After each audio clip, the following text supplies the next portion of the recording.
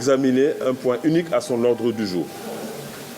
Ce point unique, ce sont les préparatifs de la journée hommage, la journée d'hommage que le Parti socialiste compte organiser pour notre défunt secrétaire général, le président Ousmane Tanor Dieng, les vendredis 21 février et les dimanches 23 février 2020.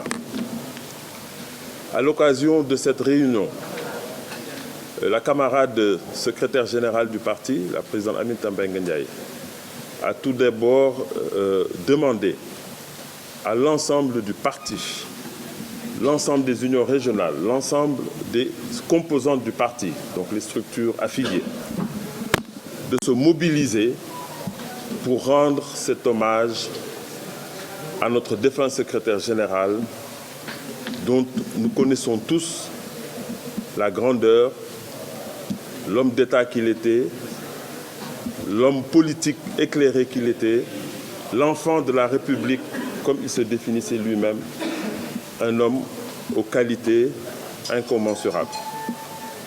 Après l'hommage rendu par la nation, la République, symbolisé par toutes les actions réalisées par le gouvernement de la République, avec à sa tête le président Macky Sall, vous avez vu l'accueil de la dépouille mortelle, vous avez vu que le président et l'ensemble du gouvernement ont accompagné le défunt secrétaire général jusqu'à sa dernière demeure.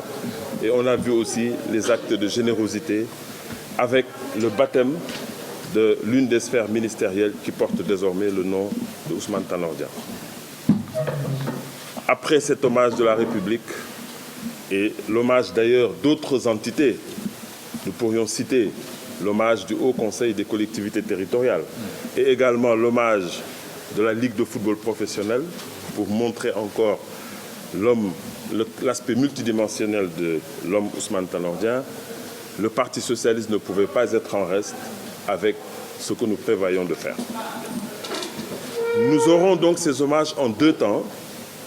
Tout d'abord le vendredi 21 février. Comme vous le savez, Ousmane Tanor Dieng a été le premier maire de Nguéniène. Nguéniène, c'est son village natal.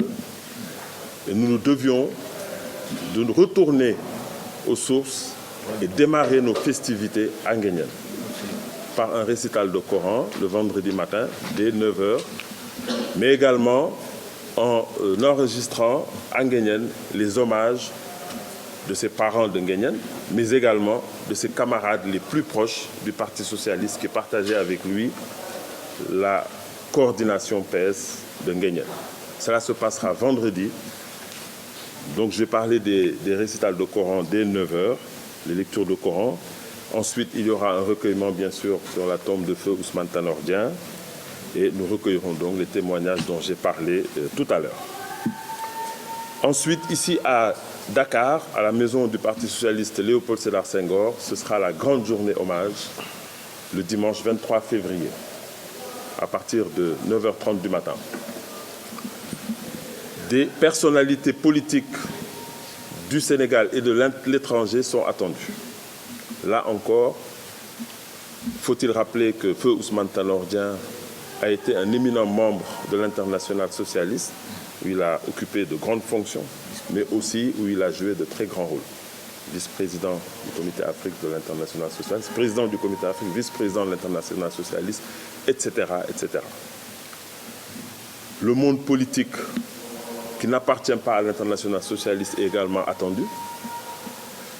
Évidemment, le monde politique national, avec des camarades qui sont issus de la coalition à laquelle nous appartenons, la coalition Benno Bokk Yakaar, mais également des personnalités de la société civile et même des personnalités de l'opposition.